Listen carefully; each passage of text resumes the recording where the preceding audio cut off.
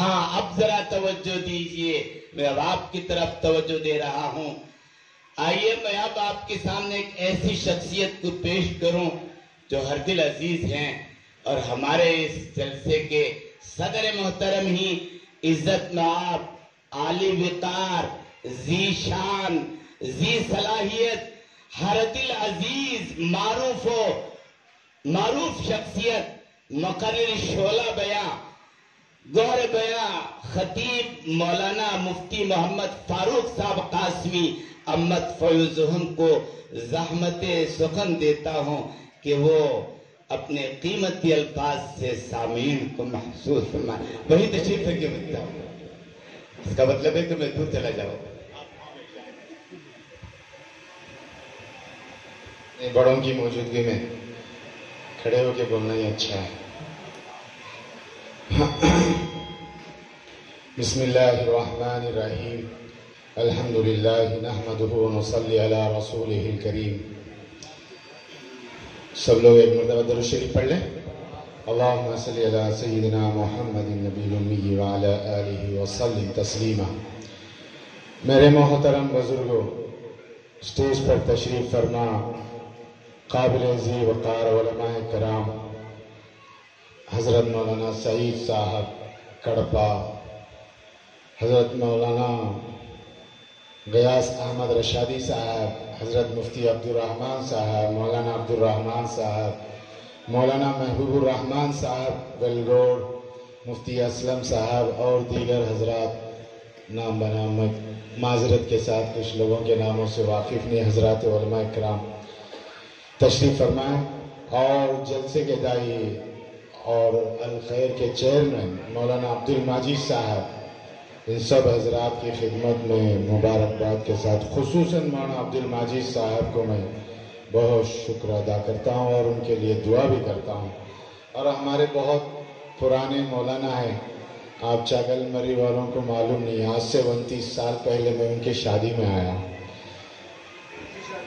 مولانا عبدالمجید صاحب کے، تو چاگل مری ہی، تو اچھے خطیب ہیں ماشاءاللہ، اور لائق فائق خدمت کا جذبہ رکھنے والے، یہاں قابل ذکر بڑے بڑے علماء کرام۔ ابھی میں حضرت مولانا غیاث احمد رشادی صاحب داماد برکاتہم کو ہم سب سن رہے تھے، مولانا سعید صاحب بھی اس سے پہلے بہترین ایک مثال سے ہمیں سمجھا ہمیں کیسا ہونا چاہیے۔ عجیب اتفاق یہ ہے، ہم لوگوں کو یہ ٹیسٹ نہیں لگ رہا ہے، سن لیتے ہیں باتیں لیکن اس کو پکڑ نہیں پاتے ہیں۔ بات سننے سے تو کوئی فائدہ نہیں ہے، فائدہ تو ہوگا، ایسا نہیں ہے، قرآن کہتا ہے وَذَكِّرْ فَإِنَّ الذِّكْرَ تَنفَعُ الْمُؤْمِنِينَ، مذاکرہ کرتے رہے آپس میں مسلمان، فائدہ ہوگا، لیکن ذہناً مینٹلی ہم لوگ ایک خاص نظریے کے شکار ہوئے ہوتے ہیں، یعنی ہم دین کو ایک خاص زاویے میں دیکھتے ہیں، یعنی اس کی ایک مثال ہے کہ جیسے میں گھر کا تصور کروں، وہی گھر مجھے یاد آتے ہیں جو میں دیکھے ہوئے ہوتا ہوں، لیکن ایک اچھا آرکیٹیکٹ، ایک اچھا انجینئر جو کہیں اور بنے ہو میرے ذہن میں جلدی نہیں آتے کیونکہ میں دیکھا نہیں۔ بہت ساری باتیں کہ ہم سن تو لیتے ہیں لیکن تصور دین ہمارے پاس ایک لیمیٹڈ ہے، سمجھ میں آ رہی بات؟ اور نیچے اترو، تیلگو میں آؤ، چلے گا؟ بات ٹائم مقصد نہیں ہے، بولنا مقصد ہے، مجھے بھی فائدہ ہو، کہ فائدہ یہ ہو کہ اللہ ہم سے ان باتوں سے راضی ہو، اور آخرت میں اللہ تعالیٰ اس کو ہمارے لیے مغفرت کا وسیلہ بنا دے، رسول اللہ صلی اللہ علیہ وسلم کے سامنے ہمیں جانا نصیب ہو، تو یہ جلسہ ہمیں وہاں باعث مسرت بنا دے، باعث فخر کا سبب بنا دے۔ باقی اتنے دور سے آنا، آج یوٹیوب کا زمانہ ہے، بیٹھو تو بڑے اچھے اچھے بیان کرنے والے، بڑے اچھے اچھے مقرر ہے، سن سکتے ہیں یہ حضرات بھی، لیکن اتنے ہی محتاج آنے والا بھی ہے جتنا آپ سمجھتے ہیں، ہم سب محتاج ہیں کہ ایک دین کے ہیں۔ تو حضرت نے بھی بتایا کہ بھئی دین، مومن کی شان بتائیں، مومن کی صفت بتائیں، لیکن وہی بات کہ ہم ایک ذہن میں ایک چیز بٹھائے رہتے ہیں، ایک تصور اس روئے زمین پر سب سے مظلوم اگر کوئی چیز ہے تو وہ دین اسلام ہے. جس کے ہاتھ لگا وہ شکل دے دیا. وہ جو جس کے ہاتھ لگا وہ کوشش کرا کہ اسی کی شکل کا نام دین ہے. میں یہ نہیں کہتا کسی جماعت والوں کو، میں مدرسے والوں سے بھی کہتا ہوں، علماء سے بھی کہتا ہوں، حفاظ سے بھی کہتا ہوں، جس کو تبلیغی جماعت ہے ان سے کہتا ہوں، جماعت جو بھی ہو، لیکن جس کے ہاتھ لگ جاتا ہے، خانخواہ والے کے ہاتھ لگا، نقشبندیہ، چشتیہ، سحر وردیہ، کیا کیا وردیہ، سب دین کے ساتھ کھلواڑ کر کے رکھ دی. لیکن ہمارے پاس بچنے کا راستہ رسول اللہ صلی اللہ علیہ وسلم فارمولا دے کر گئے. دین جس کے بھی ہاتھ لگے اس کی جو بھی شکل دے، گھبرانے کی ضرورت نہیں. میں تمہارے بیچ کتاب اللہ چھوڑ کر جا رہا ہوں، میری لائف سیرت النبی صلی اللہ علیہ وسلم کو چھوڑ کر جاتا ہوں، اس کو پکڑے رہے. یہ پرابلمز وہیں سے آتے ہیں کہ ہم غلامانہ دین کا اختیار کیے، لیکن یہ غلامانہ دین سے ہمیں کبھی اور دنیا کو اور 1,00,000 سال مل جائے اور پوری دنیا مسلمان ہو جائے، ذہناً اگر ہم غلامانہ کسی کی پیروی، کسی کی تقلید روش میں اس طرح غلام بن چکے ہوں تو ہمیں کچھ کام نہیں آئے گا، نہ ہمیں کوئی بھلائی ملے گی. غلامہ میں نہ کام آتی ہے، نہ شمشیر ہے، نہ تدبیر ہے. ہو ذوق یقین پیدا تو کر جاتی ہے زنجیریں. یہ غلامانہ ذہن میں آپ کچھ بھی کھلا دیں، ایک بیمار آدمی کو بادام کھلائیں، اخروٹ کھلائیں، پستہ کھلا دیں، فائدہ نہیں ہوتا، کچھ نہیں ہوگا. غلام اندر مر چکا، بیمار ہو، پہلے اس کا علاج کریں. ہم اپنے ذہن سے نکال دیں. ہم دین کو سمجھیں گے کتاب اللہ سے. کس سے؟ اللہ کے کلام سے. دین کو سمجھیں گے رسول اللہ صلی اللہ علیہ وسلم کے سیرت طیبہ، حیات طیبہ سے. بس خلاص. اجماع صحابہ کی زندگی سے. آپ 14 اسٹیپ نیچے نہ اترے. کوئی دین نہیں سوائے اس کے. دین صرف کتاب اللہ، سیرت طیبہ، اجماع صحابہ. باقی سب پالیسیز ہے، فارمولے، باقی سب فارمولے جو چاہے بنا لیں. مدارس دارالعلوم دیوبند فارمولا ہے، ندوۃ العلماء فارمولا ہے، جامعہ ازہر فارمولا ہے، تبلیغی جماعت فارمولا ہے، اہل سنت والجماعت فارمولا ہے، بریلوی فارمولا ہے، جماعت اسلامی فارمولا ہے. ہو بھی سکتا، نہیں بھی سکتا، ناقص بھی ہے، نافع بھی ہے. خالص کامل کتاب اللہ ہے جس میں کوئی نقص نہیں ہے. تو میرے دوستو، ہم قرآن سے سیکھیں گے دین. گالیاں نہیں دینا مجھے، کوئی پرواہ نہیں ہے اس کی. اور میں یہ طے کر کے آتا ہوں جہاں مجھے لوگ بلاتے ہیں یہ آخری بار ہے، اگلی بار بلائیں گے نہیں. کوئی نہ کوئی تنظیم والا آڑا آ جاتا ہے، اسے مت بلاؤ. میں طے کر کے آتا ہوں. لیکن میرے سامنے صرف یہ رہتا ہے کہ رسول اللہ صلی اللہ علیہ وسلم کے سامنے حشر میں ہم جائیں، ہمیں آقا پوچھے جو تجھے معلوم تھا کیا تو نے وہ بتایا؟ بس یہی، اور کوئی ریسپانسبلٹی نہیں. حضور علیہ السلام کے دست مبارک سے ہمیں آب کوثر نصیب ہو. حضور ہمیں امتی کہہ کر گلے لگا دے. یہ کہہ دے ہمارے میرے وارثوں کا، خادموں کا خادم ہے، ہماری زندگی وصول ہے. ابھی مولانا حضرت مولانا غیاث احمد صاحب رشادی دامت برکاتہم، ان بڑوں کی موجودگی میں مجھے بولنا نہیں چاہیے. مولانا عارف صاحب بھی لمبا تعارف کرا ہے. میرے بڑے سینئرز لوگ ہیں، بڈھے علماء ہیں، یہ سب ہم بچے ہیں. تو مفتی عبدالرحمان صاحب جب مفتی بن کے آئے تو ہم نورانی خدا پڑھ رہے تھے. مولانا غیاث احمد رشادی صاحب جب مفتی بن کے میدان میں آئے ہوں گے تو ہم تو گولیاں کھیل رہے تھے. مولانا عبدالرحمان صاحب بھی ہے. جب میں نورانی قاعدہ پڑھ رہا تھا تو دیکھ رہا تھا حضرت کو، جب بھی جوان آج بھی جوان. مولانا سعید صاحب حضرت ہے، ان کے والد محترم مولانا عبدالجبار صاحب سے میں غائبانہ مروب ہوں، معتقد بھی ہوں ان کے ادب سے، ان کے بیانات سے، اور دیگر حضرات بھی تشریف فرما ہیں. تو حضرت خدمت خلق سے متعلق اتنی شاندار بات کی ہے. سمجھ میں آئی بات؟ آئی؟ پکی بات؟ سروس. یعنی ایک اور جملے کا میں اس میں وضاحت کرنا چاہتا ہوں. دین ایک چیز کا نام نہیں ہے. دیکھیے ایک مثال میں دے رہا ہوں بڑے حضرت، آپ سمجھے تو میں سمجھے جیسا، آپ نہیں سمجھے تو میں بھی نہیں سمجھا. اوکے، ہم دونوں پہ گیم چلیں گے. नमाज पढ़ने के लिए क्या शर्त है? वजू बनाना और कपड़े रहना, टाइम होना, किबला रुख होना, है नहीं, जगह पाक होना। ये कंडीशन कौन तय करे? आप बोलो ना चीचा। हाँ, ये कंडीशन शरीयत तय की है, शरीयत मुताहरा, कानून है। और जो चीज कानून से हटे वो दीन नहीं है, जो कानून को फॉलो हो वो दीन है। नमाज में कानून से फॉलो हो तो दीन है। बगैर वजू के अगर नमाज पढ़ ले, भले एक इमाम हरम नमाज पढ़ा रहा हो, आप हरम में हो, नमाज का वक्त भी हो, लाखों का मजमा भी हो, आप बगैर वजू के अगर नमाज पढ़े या आपके कपड़े पे कोई दाग नापाक का लगा हुआ है, क्या नमाज होगी? होगी?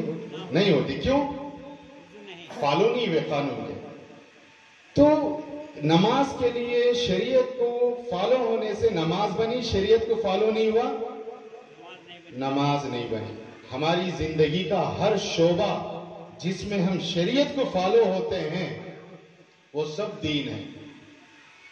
और चाहे वो मस्जिद ही क्यों ना हो, शरीयत को फॉलो ना हो तो वो दीन नहीं है। बात समझ में आ गई? सिंपल से। मुसलमान का दीन और दुनिया दो अलग नहीं है। दुनिया वो है जो सुवर का कारोबार करे, दुनिया वो है जो फिल्म थिएटर का कारोबार करे, दुनिया वो है जो कारोबार में सूद मिला दे, दुनिया वो है जो कारोबार में नापतोल करे, दुनिया वो है जो झूठ बोले, दुनिया वो है जो रिश्वत ले। लेकिन जो अमानतदारी से कारोबार करे, जो अमानत और दियानत के साथ और सच्चाई के साथ अपनी और चीजें जिंदगी गुजारे, तो फिर वो दुनिया नहीं है, वो तो खालिस दीन है। दीन के मुख्तलिफ शोबे हैं। दीन का एक वो शोबा जो इबादत का है, दीन का वो शोबा जो दावत का है, दीन का एक शोबा जो तालीम का है, दीन का वो शोबा जो हुकूकुल इबाद का है, जिसमें माँ बाप, भाई बहने, भांजे भतीजे, दोस्त अहबाब, महल्ले वाले रिश्तेदार, ये सब हुकूकुल इबाद में शरीक हैं। और ये दीन का वो हिस्सा जो हुकूकुल इबाद का है। तो दीन अलग, दुनिया अलग नहीं। हमारे बाज खतीब हजरात गलती करते हैं, बल्कि गलती भी नहीं, जहां मजमून भूल जाते हैं हजरत, वहां एकदम से दुनिया, मुसलमानों के दुनिया के पीछे लग गया, मुसलमानों के पैसा कमाने के पीछे लग गया। मुसलमान एक खतीब साहब को बोला, हजरत आप बयान में भूल जाते, मैं पहचान लेता हूं, आप फिर उसे कैसे कवर करते हैं? बोले कैसा कवर करते? आप जब भी भूल जाते बोलते मुसलमानों के पैसे के पीछे लग गया। बोले सही बोलते नहीं बोलते? हाँ बिल्कुल करेक्ट पहचाना। तो मजमून भूल गए तो ऐसे बयानात करते, मुताला नहीं करते। मेरे अजीज दोस्तों, मुसलमान का कोई भी पहलू जिसमें शरीयत लागू हो, शरीयत शामिल हो, वो दुनिया नहीं है, वो मुकम्मल दीन है। वक्त नहीं है, फिर कभी और वक्त में भूख आपको भी लगी है, मुझे आपसे ज्यादा है, सिर्फ सिंगल वड़ा आधा डोसा खाया नाश्ते में, तो मेरा इरादा भी लंबा खींचने का नहीं है। तो मैं सिर्फ ये बोलना चाहता हूं जी, तो नहीं हजरत, तो हजरत एक बात मैं वजाहत करना चाहता हूं। हमारे मुफ्ती असलम, सुनो तुम्हारे लिए भी है, हजरत उलमा कराम, पैसा खर्च करने की बात की है।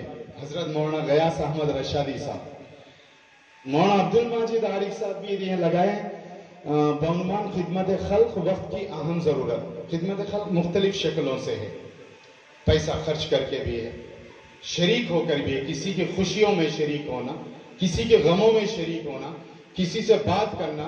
हजरत ने सलाम से मुताल्लिक कहा, और सिला रहमी में भी कई शोबे बने हुए हैं, खुशियों में गमों में शरीक हो, कहीं जरूरतमंद हो तो उनको दे। लेकिन एक बड़ा खिदमत खल्क में एक बहुत बड़ा हिस्सा करेंसी का है। भाई एक आदमी से बार बार मिल रहे हैं, तकाजे उसके भला हो जाए, जैसे हजरत बोले मस्जिद में बैठ के दुआ करने से मसले का حل نہیں ہے، 100% سچ ہے. حل ہوتا آقائے نامدار تاجدار مدینہ امام الانبیاء سرکار دو عالم حضرت محمد صلی اللہ علیہ وسلم بدر میں تشریف نہ لاتے، مسجد نبوی میں بیٹھ جاتے، وہیں سے دعا کر لیتے کہ مشرکین مکہ بھاگ جائیں. لیکن وہاں سے بدر تک تشریف لائے، حنین گئے، تبوک گئے، خندق گئے، فتح مکہ تک. تو اسباب کی دنیا ہے، اللہ بنایا، اللہ کا حکم ہے. تو اس میں کرنسی کی ضرورت ہوتی ہے. تو میرے دوستو یہ جتنے حضرات بیان کیے، کبھی یہ سوچو ایک بڑا پرابلم آتا ہے، آپ کا بھی جذبہ ہے کہ میں بھی اللہ کے راستے میں خرچ کروں، بہت بڑی فضیلت ہے. عرش الہی کے خزانوں میں ایک خزانہ وہ صلہ رحمی پر پیسہ خرچ کرنے والا، بلکہ عرش الہی کے خزانوں میں ایک وہ خزانہ جو کبھی پیسہ کسی سے نہ مانگے، سوال نہ کرے. یہ مذہب اسلام فقیروں کا، بھیک منگوں کا مذہب نہیں ہے. یہ رسول اللہ صلی اللہ علیہ وسلم، یہ اسلام، یہ دین غنا ہے، دین فخر سے انجانے جاہلوں نے بنایا. انجانے جاہلوں نے سے دین فخر کی ترجمانی کی. یہ دین غنا ہے. قسم لے رہے رسول اللہ صلی اللہ علیہ وسلم. حضرت صوبان فرماتے ہیں کہ رسول اللہ صلی اللہ علیہ وسلم فرمایا بیعت ہو جاؤ. بیعت نہیں ہوگے تم؟ کہا یا رسول اللہ بیعت تو ہوئے تھے ہم ابھی چند دن پہلے. پھر فرمایا بیعت تو نہیں ہونا چاہتے؟ فرمایا یا رسول اللہ ابھی تو بیعت ہوئے تھے چند دن پہلے. جب تیسری مرتبہ حضور علیہ السلام نے فرمایا بیعت نہیں ہوں گے تو فرمایا یا رسول اللہ بیعت تو ہوئے تھے. حضور نے فرمایا کس نئی بات کے لیے بیعت ہوں؟ حضور نے فرمایا اللہ پر، توحید پر، ختم نبوت پر، رسول پر بیعت ہونے کے ساتھ فرمایا اس کی قسم کھاؤ کہ تم کبھی کسی سے سوال نہیں کرو گے. یہ مذہب ہے، خرچ کرنے کے فضائل ہے. ایک فضیلت مجھے بتا دے، 1.25 لاکھ احادیث میں تمام علماء کہ پیسہ لینے کی بھی فضیلت کہیں ہو، خرچ کرنے کی فضیلت ہے، دعوت دینے کی فضیلت ہے. دعوت کھانے کی فضیلت یہ ہے کہ صرف اس کا دل رکھنے کے لیے ہم چلے گئے، سنت ہے. اور خرچ کرنے کی فضیلت ہے، کسی سے بھیک مانگنے کی فضیلت بتا دو. بلکہ حضور نے فرمایا جو بلا وجہ بھیک مانگے گا وجہ دو ہی ہے، جو ناجائز مقدمات میں گھرا ہوا ہو یا اس کے اوپر کوئی ناگہانی حادثہ ایسا آیا ہو کہ اس کی پوری دولت لٹ گئی ہو. یہ دونوں کے علاوہ بھیک نہیں مانگ سکتے. مدارس والے الگ ہیں، دین کے کام کے لیے والا الگ ہے، آپ الگ اس کو نہ کریں، وہ ثواب کا کام ہے. تو جو اپنی ذات کے لیے بھیک مانگا، فرمایا چہرے پر اس قیامت کے دن اس کا گوشت نہیں ہوگا، ہڈی ہوگی. اتنی سخت مذمت ہے. ابھی حضرت نے بتایا رسول اللہ صلی اللہ علیہ وسلم ایک صحابی کو روکے، فرمایا کہ جب کاٹ کہ جو کچھ ہے لیا، انہوں نے کاٹ لیا آیا اور کوئی چیز لائے، بیچے، اس کو حراج کیے 2 درہم میں. 15 دن کے بعد وہ واپس آئے، فرمایا اچھا بتاؤ وہ دن اچھا تھا. بھیک مانگنا جس کا رزلٹ آخرت میں رسوائی اور آنکھ سے ہو یا یہ جس سے خوشی ہو. تو یہ آپ کا کام، آپ تو کر ہی رہے ہیں. مفتی اسلم، مولانا محبوب الرحمان صاحب، علماء کرام، یہاں جتنے حفاظ بیٹھے، آپ کا کام ہے سورس آف انکم تلاش کرنا. ہمارے مولانا لوگ تو اس پہ بالکل نہیں کرتے. سورس آف انکم کیا ہے؟ نظام معیشت سے تو بالکل واقف نہیں. معاف کیجئے مجھے علماء کرام، ضرورت ہے یہ، ہمارے آقا اس کو تلاش کیے. آپ کو معلوم ہے رسول اللہ صلی اللہ علیہ وسلم جب مدینہ منورہ تشریف لے گئے، مدینے میں مسجد نبوی پہلا کام کیے. مسجد نبوی کے بعد جو دوسرا سب سے پہلا کام کا اندازہ ہے کیا کیے؟ جس کو ہم ثواب بھی نہیں سمجھتے، کرنے والے کو گناہگار بھی سمجھتے. امام صاحب کبھی بھول گئے تو اسے جہنمی اور فاسق فاجر بھی بنا دیتے، اور کچھ اور لوگ بھی الگ نوعیت سے بولتے. معلوم ہے کیا کام کیے؟ مسجد نبوی میں رسول اللہ صلی اللہ علیہ وسلم مسجد نبوی کے بعد پہلا کام مارکیٹ کی طرف چلے گئے. مارکیٹ کی طرف، ٹریڈ سینٹر کی طرف. ایک ٹریڈ سینٹر دیکھے یہودیوں کا قبضہ تھا، ایک ٹریڈ سینٹر پہ یہودی بولے یہ تمہارے کام کا نہیں. اور ایک ٹریڈ سینٹر پہ گئے، وہ دوسروں کا قبضہ، بولے یہ بھی تمہارے کام کا نہیں. سیٹ کرنا چاہتے تھے صحابہ کو ٹریڈ میں. 3 जगह, चौथी जगह बोले अच्छा ये अब तुम्हारे काम का नहीं, आ जाओ। एक जगह खींचे, बताइए ये तुम्हारा ट्रेड सेंटर है, बिजनेस पॉइंट है, यहां तुम्हें कोई टैक्स नहीं लगेगा, फ्री जोन। वर्ल्ड का पहला फ्री जोन मदीने मुनव्वरा में हुजूर अलैहिस्सलातु वस्सलाम बनाया। क्या हजरत अब वो सवाब नहीं है? ये दीन नहीं है? ये दीन है। नमाज, फर्ज नमाज के बाद सबसे बड़ा सवाब का काम, मोटिवेशन कीजिए। मौलाना अब्दुल माजिद आरी आप कहें चंदा लाओ, खैरात करो, सब जी चाहता करने को। मुसलमानों से तो मैं बहुत खुश हूं। हिंदुस्तानी मुसलमान, हम तो सलाम करता हूं, मैं 100 मरतबा, हजारों मरतबा सलाम करता हूं हिंदुस्तानी मुसलमानों को। अपना खा के नहीं खा के मदारिस चलाते, मसाजिद चलाते, गरीबों को देते। जिसके पास है वो देता है। इक्का दुक्का नहीं दिया तो तालीम नहीं होगी, लेकिन देता है। इतना नहीं जितना अरबों के पास है, जितना यूरोपियन के पास है, अमेरिकन के पास है। हम तो मजदूर तबके के हैं, लेकिन हमारे 1000 में 50 तो देते हैं। लेकिन खुसूर किसका है? जो ये नहीं बोला तो 1000 ही क्यों कमा रहा, करोड़ क्यों नहीं कमा रहा, 10 करोड़ क्यों नहीं कमा रहा? शरीयत तुमको पूरी इजाजत दी, खूब कमाओ। वअइदु लहुम मस्तताअतुम मिन कुव्वा। ये दुश्मन, अल्लाह के दुश्मन जो अपना पावर बनाते हैं, उससे बराबर अपनी इस्तिताअत के मुताबिक आपको पावर बनाना है। मौलाना गयास अहमद रशादी, मौलाना सईद साहब, मुफ्ती अब्दुल रहमान साहब से पूछिए, वार करेंसी वार है क्या? हजरत सही कह रहा हूं? करेंसी वार का जमाना है, पहला जमाना नहीं। आरबीआई से पैसा लिमिट ढलता है, चाहे तुम लो या ना लो, जहां पहुंचना है वहां पहुंच जाएगा। वो दूसरों का लिए गुनाहों का, फिस्क का, मालूम नहीं किन किन चीजों का वसीला बनेगा। वो पैसा आप मुसलमानों के पास, अहलुल्लाह के पास, रसूलुल्लाह सल्लल्लाहु अलैहि वसल्लम के खुद्दाम के पास आए तो इंसानियत के काम आएगा।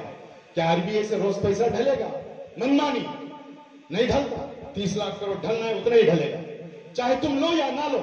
लोगे तुम उसके मालिक रहेंगे, नहीं उलीगे तुम गुलाम बन जाते, नहीं लिखी तो गुलाम बनते। एक हदीस है, रसूलुल्लाह सल्लल्लाहु अलैहि वसल्लम पनाह मांगा, मैं उस फक्र से मैं पनाह मांगता हूं जो कुफ्र की तहलीज पे खड़ा कर दे। मैं उसके दोनों तर्जुमे करता हूं। एक वो तर्जुमा जो मानवी है, जो आदमी मजबूर होकर कुफ्र के करीब पहुंचे। मैं एक वो तर्जुमा करता हूं जो आज मुसलमान पूरी काफिरों के दहलीजों पे ढूंढता फिरता रहता है, जाप दो जाप दो जाप दो। मैं भूखा मार रहा हूं, घंटों नमाजें छोड़कर गुलामी इख्तियार करता है। मालूम है आपका मजहब क्या है?